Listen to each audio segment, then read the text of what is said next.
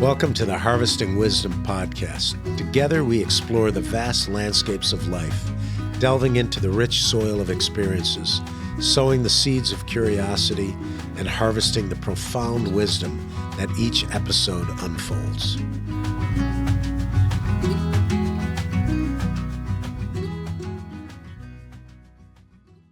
And welcome again to another podcast of Harvesting Wisdom. I'm your host, Mike McMahon. And today's guests, there's three of them. So Craig Weinstein, Jason Foster, and Ryan I knew I'd screw one of them. Kibner, you got it. Kibner, close, yeah. Okay, yeah. And you guys are with Adaptive Plant Health and Weed Solutions here in Arizona. Yep. And you come from a whole different background, but there's a lot of alignment in your beliefs, and you guys have known each other for 30 years or whatever. Sure, So great story. But let me start with asking each of you, just go down the line here, a little about your background. Okay. My name's Ryan Kibner. I was originally born in Michigan. Came out here when I was 10 years old. Grew up on the west side of town in Arizona, and then went to ASU. I studied broadcast business management, so this is kind of close to home a little bit. Cool. So you should be better at this than me. We'll see. Doesn't take much. Yeah. Then I had the family business, had a weed control company, so I worked for that for a number of years, and then I had the opportunity to kind of fix some trees about 8 to 10 years ago, and use plant hormones, and I just saw what was possible to kind of fix a tree that was in rough shape. So I've spent the last 10 years really focusing on really improving plant health. And so that's where we landed. And about a year ago or so, Craig and I and our partner, Tom Prosser, who's not here today, we founded a company called Rainbow Ecoscience. We kind of formed this collaboration of really to really save trees, save plants, and then reduce water needs, and ultimately reduce the temperature and make Phoenix a better place to live. So that's what we're doing. Great. I'm Jason Foster, as you stated. Thank you. I came to the Valley to go to ASU. At that time, it had the largest religious studies faculty of any institution west of the Mississippi, and I wanted to study religion. So I got my Bachelor's of Arts in Religion from Arizona State, and I took on economics as a double major, went to graduate school in economics, and got a post-grad statistics certificate. Went on to PricewaterhouseCoopers from there, where I was an economist in an environmental damages practice here in the Valley. And then moved up to San Francisco to start working in the baking industry. We did a lot of good work there, but I really value a healthy environment, especially as it pertains to water management. So my 3-decade friendship with Ryan, where we've been talking about this, wanting to make the Valley a great place to live, do it effectively, and make it valuable for everyone with a high quality of life. This was sort of what came from that gestation. And now Adaptive is real, and it's exciting to continue to support him in that. Great. And my name is Craig Weinstein, as you mentioned. I'm Only a name New Yorker. Only name I didn't screw up. Well, you almost screwed up. But anyway, I'm from New York, born and raised on Long Island, and spent most of my career in New York City working on Wall Street. I was a trader on the trading floor of the NYMEX. And I guess in the past 10 years, I've moved to Arizona to be closer to my family, and I got involved in the fertilizer business. And that's when I wound up meeting Ryan. And from there, I moved into landscape, and I specialized in tree and plant health care and arbor. And from there, we got to build our own business. We took all of our collaborative ideas and put them all together, and we're turning trees into green machines all through the valley. Great.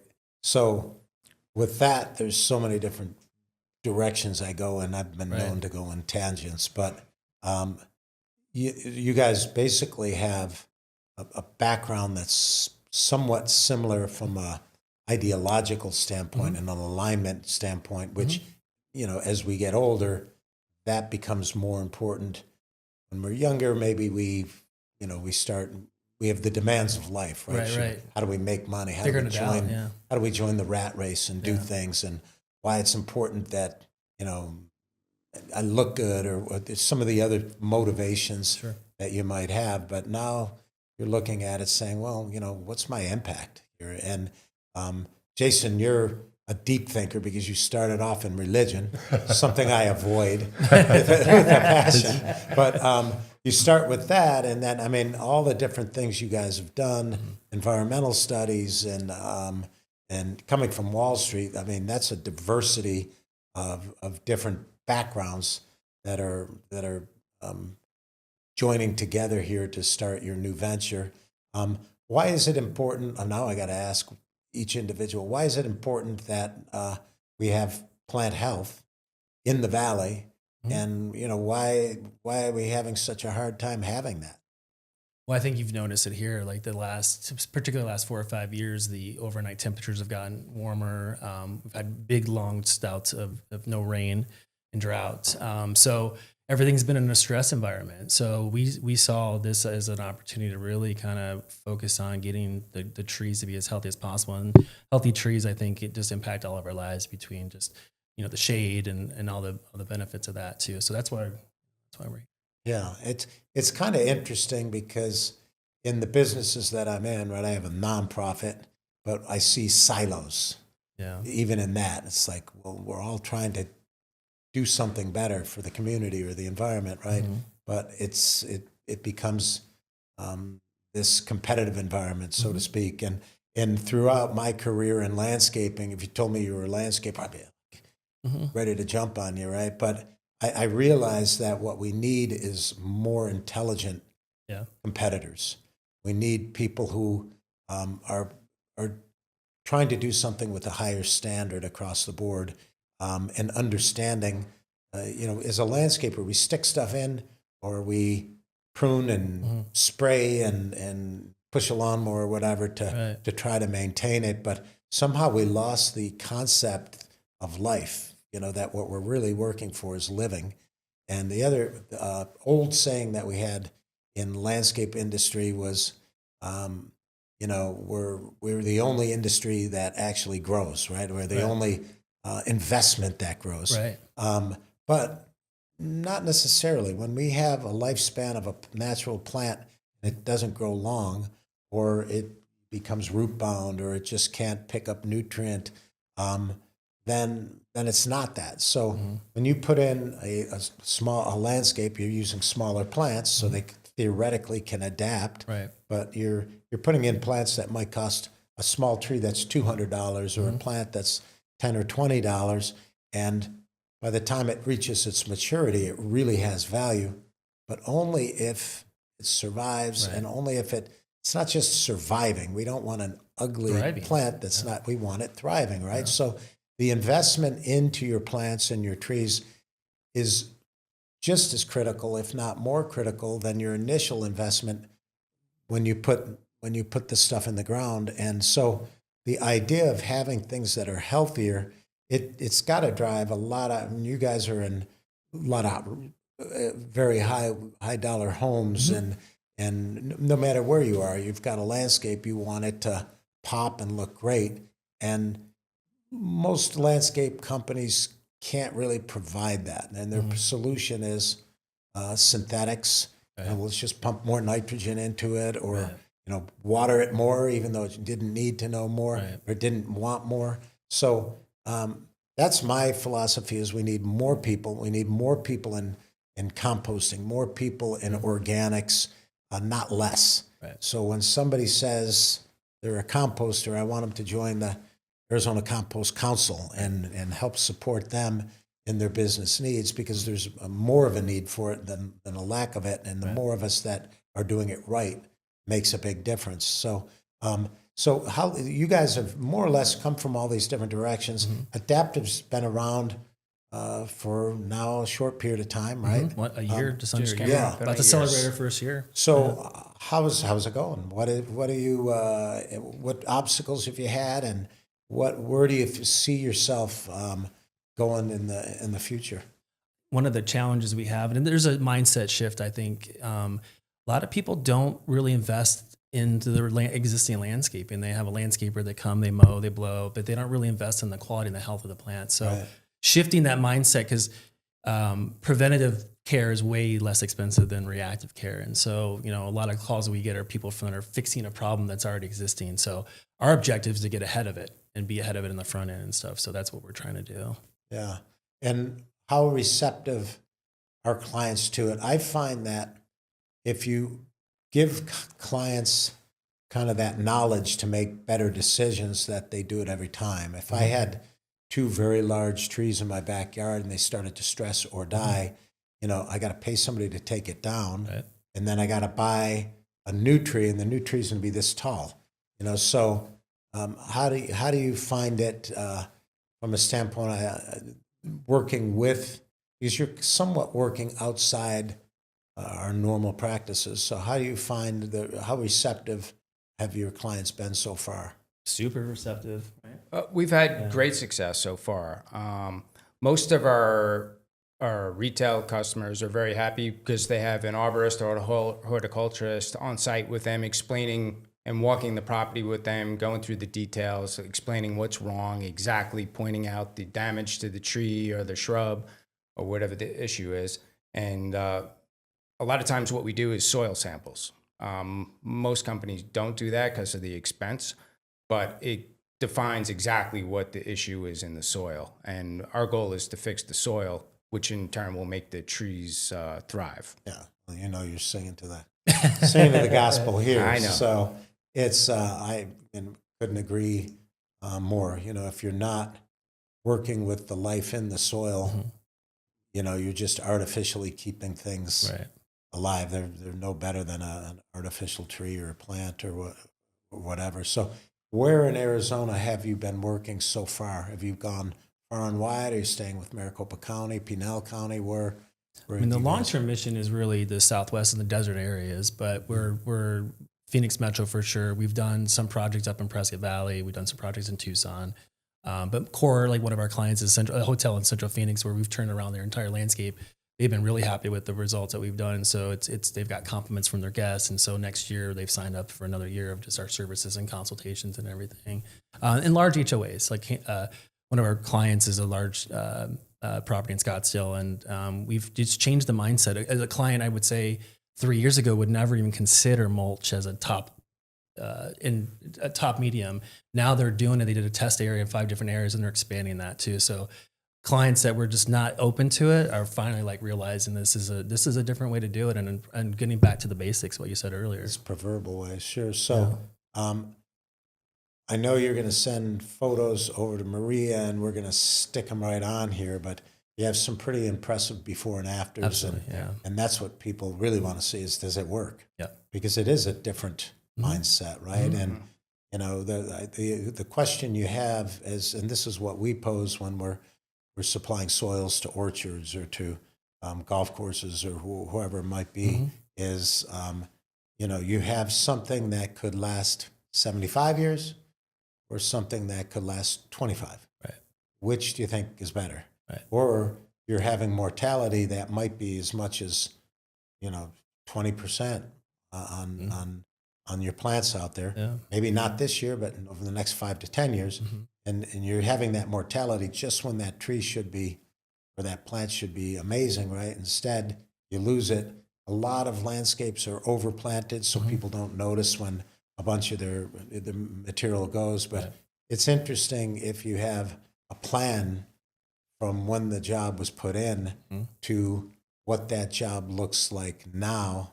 How many plants are just not on the pallet? And when you put in a plant like this with 20 other plants, losing 4 or 5 of them isn't a big deal because the space grows out, right? So that I think is the biggest indicator. So Sure. I'm sure people are watching right now and seeing some of the amazing changes. But where are you working mostly with homeowners, or mostly directly with clients, or are you starting to work with landscapers that just don't have this part of plant health? Yeah, they built don't have into the their own- knowledge. Yeah, they don't have the knowledge. Yeah. We work with probably a good 20 landscape contractors. And what we do is we educate them, we train them. We've trained them on proper planting methods, soil amendments to put in with their planting, the whole rigmarole.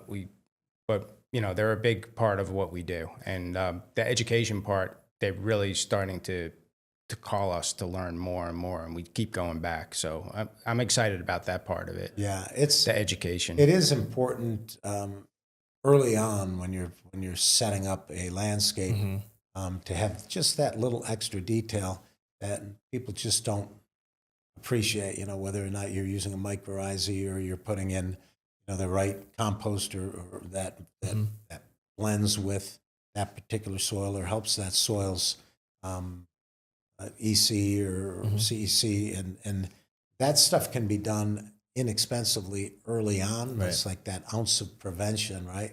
Yeah. But really, we have an industry that doesn't necessarily push that.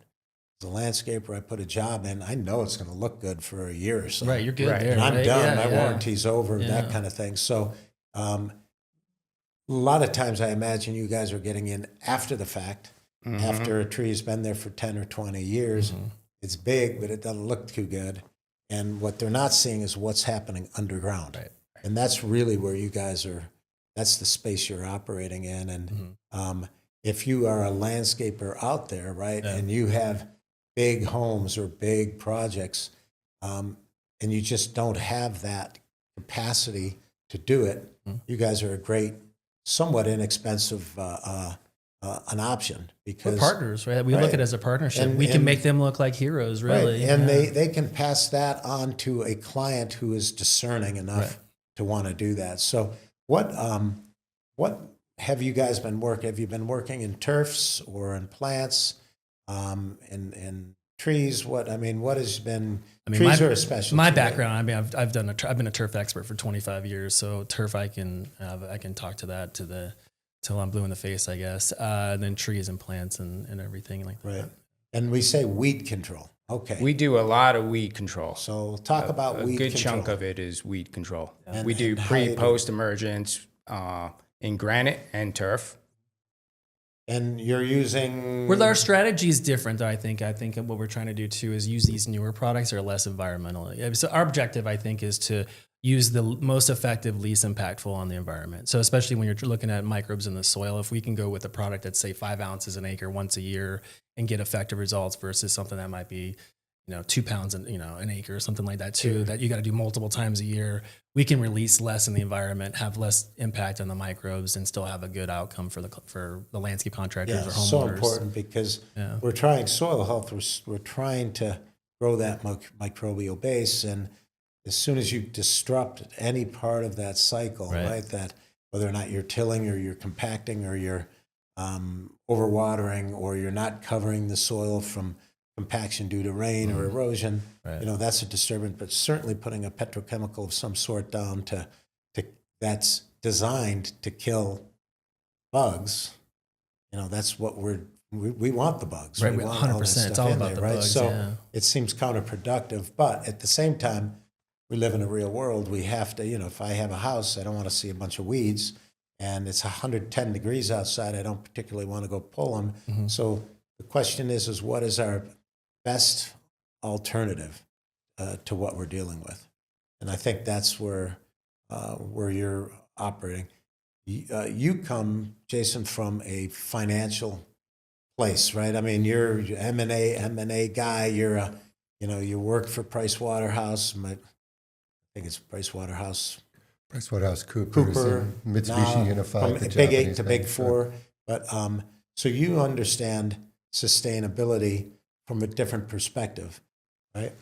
I'm certified in sustainable accounting under International Financial Reporting Standards as well. Yes, and so when you look at, and especially, but I think what's special about adaptive is, as you just described, the awareness of what drives quality of life. And healthy life drives a high quality of life, yes, but there are certain components, pests and other items that, the National Association of Realtors or others in their sustainability surveys identify as detrimental to quality of life.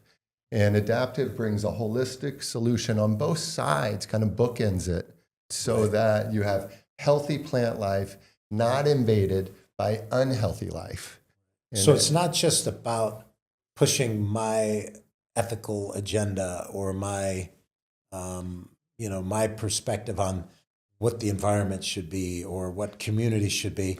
What sustainability really is that the organization is more profitable, ideally by using better practices, whether they're leaner practices or just practices that we know are going to be here for the next 50 to 100 years.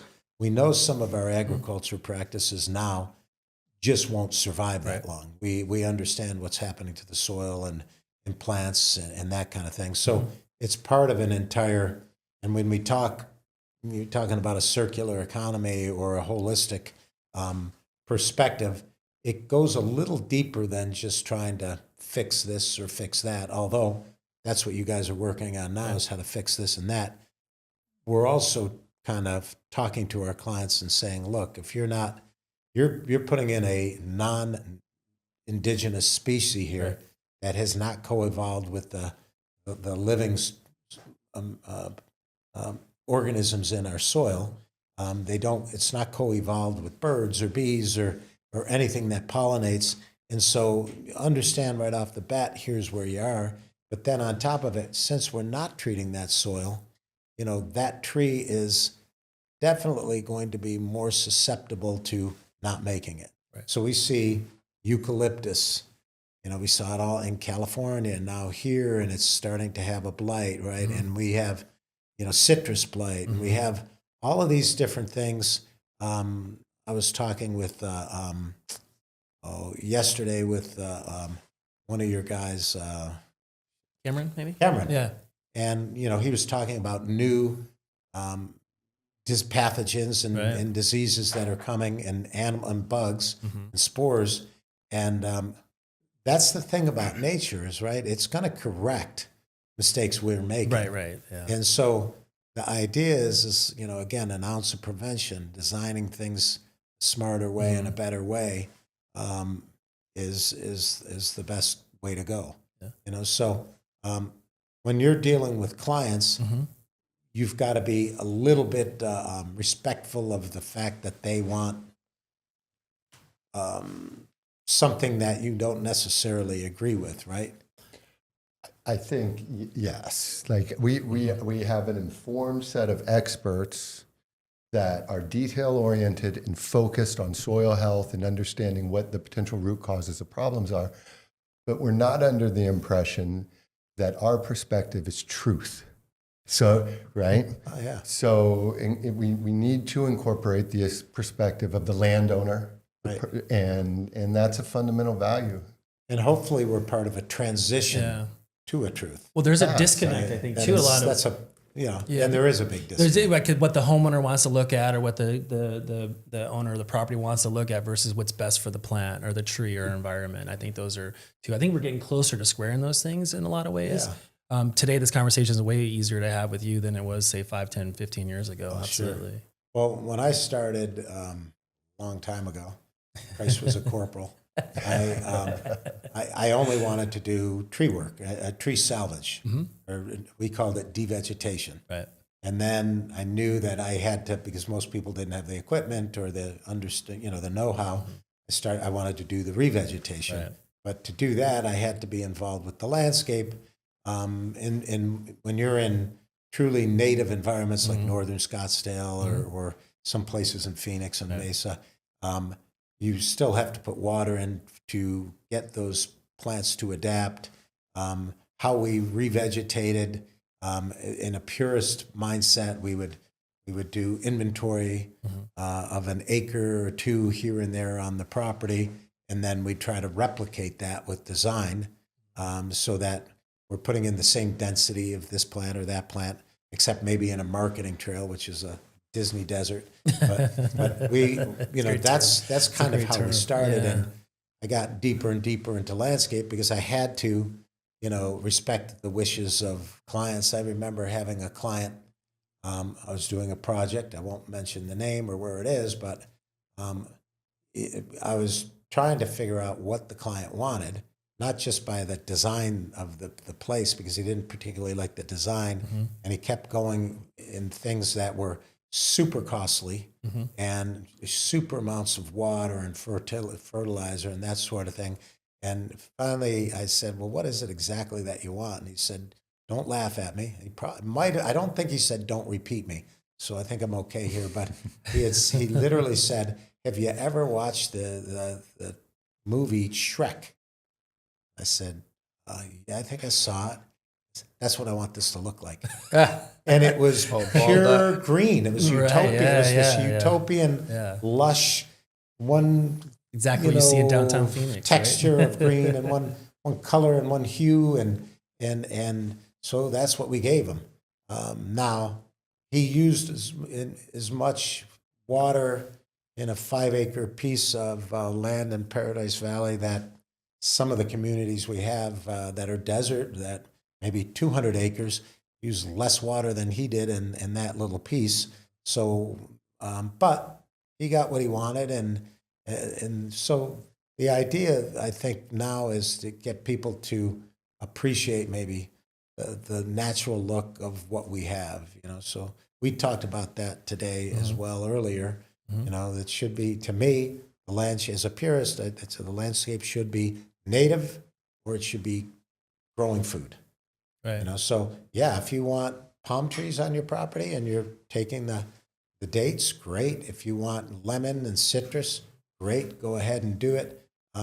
There's not much of I've been in turf a long time too, doing golf course, and but to me, turf is purely an aesthetic, and it does nothing for our the environment of that landscape other than aesthetics. So that's my main philosophy with what I have, but not everybody wants to hear that. Well, that golf course space, I think, is changing too. We had a meeting a couple of weeks ago with the Golf Course Association, and their mindset is always, their focus has been 100% on the turf, right? Just it's the grass, it's the grass, it's grass. It's what drives they people could there. care That's less it. about the Yeah, landscape but then they around. realize, okay, well, I have these monument trees we're losing. We have to take care of them. So I saw a change in their face when we started talking about things, because we were able to come up with some solutions that they were like, oh, we need to talk to you about this, because these things are too valuable to lose. And I think on a personal level, tomorrow we're going mountain biking in the desert because we think it's beautiful. And because it exists. Because Right. it Still exists, exists. and the life that exists there is extraordinary, and we can't wait to be in it. And so tomorrow we're going to have a great time with the bias we share with you. Yeah, and I've traveled around the world, and I love the natural environment where I'm going and where I'm at. The indigenous people of Mongolia or Kyrgyzstan or Kazakhstan, places that have a natural steppe or a natural grassland, forest areas that are, natural. Oregon, I think we've all been to Oregon, right? Seen how green and beautiful it is. There's 80% of the trees there are not indigenous, which is a bit of a shame, although it is kind of a paradise-looking place, right? And they adapted those trees, but the idea here is that we can kind of celebrate that area we're in, Right. and you guys understand it, and I think we kind of see it from visitors. Visitors don't want to come to Arizona to see a landscape that looks like it's from Boston, Right. or Iowa. But once the people from Boston and Iowa move here, they want to bring a little back home, back to them. So it's a crazy. We're all a little dysfunctional, Right. But that's exactly what happens, right? Yeah. So that's the setup. So what do you see as you guys are scaling? What do you see some of your major initiatives as you guys are moving forward? Really just, we're seeing more issues, so we're just developing more solutions to really fix the problems. We see a lot of disease pressure now. And for people watching, you guys don't really want to push the lawnmower. No. You don't really want to do the maintenance, and you're not really interested in doing the major install. You're kind of that. We're the in between. We have a knowledge base. I think we have a sweet spot. Really, we're really like in between the landscape in a place contractor. where a lot of us go after the money, landscapers. are not intellectually stimulated in those particular things, because there's a lot of science behind it, right? And a lot of people, it's just like, look, I just want to run my business and make my money. Right. So, but you get a client who says, why does my place look like garbage? Right. So they've got that stress, and any landscaper who's doing maintenance knows that once you get that phone call, hey, my grass looks like hell, or my trees are dying, what they're really saying is, hey, by the end of this year, we're going to find another landscaper to take your job. And you got a short window to respond. Yeah. And sometimes some of the solutions that you guys have too are, they take several years, but explaining to the client why we have tree roots that are this deep and they should be 20 feet deep, or they should not be root bound, and explaining to them why, and these are the solutions, make a big difference. Absolutely. So it's refreshing meeting you guys from my background and what I do, and the soils, and you guys are able to use some of the soils that we produce and some of the substances we have as well. But it's kind of cool, and it's an exciting space that you guys are in. So I definitely, hope the best for you, wish the best for you guys, and keep doing what you're doing. Hey, thanks for having us. Thank you. Appreciate it. Thank you for being here today. Absolutely. And, Thanks for having us. If I want to hire you guys, so we talked about your scope of service. If I'm looking to hire a maintenance company, that's not you. That's on us. If I need you to install my house, no, that's not really you. But if I actually want everything I do to be correct and my plants to be healthy, that investment in what you guys are doing is critical, because you're giving them a program and a process. There's a small amount of capital up front to save a huge dollar value of a landscape. And so it's everything that every homeowner association, every single landscaper needs, every client needs, is that little piece that you guys provide. So appreciate you being here today. How do we get a hold of Adaptive? AdaptivePHS.com, or what's our number? 602-777-7764. Perfect. So, and I know you guys are really responsive, and we've worked now for a bit, and I know you care about what you're doing, and you're quick to do what you have to do for your clients. So, anybody who's looking for that, here you are, Adaptive. Right. So everyone watching today, I appreciate you being here, and please like us and please follow us, especially if you want to see more solutions to a lot of the issues we have, and also great people that are in our community that are a big change maker, big difference maker. So thanks again for being here, guys. Absolutely appreciate it, and enjoy that mountain bike ride I tomorrow. will. We will. We will. Awesome.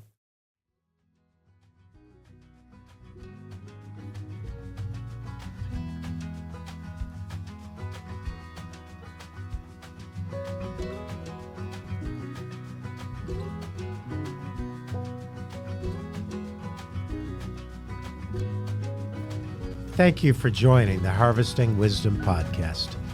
Click subscribe and like for ongoing insightful conversations. Explore our webpage for show notes and additional resources. Visit our guests' webpage for deeper insights. Your engagement is the foundation of our journey, and until next time, keep pursuing wisdom.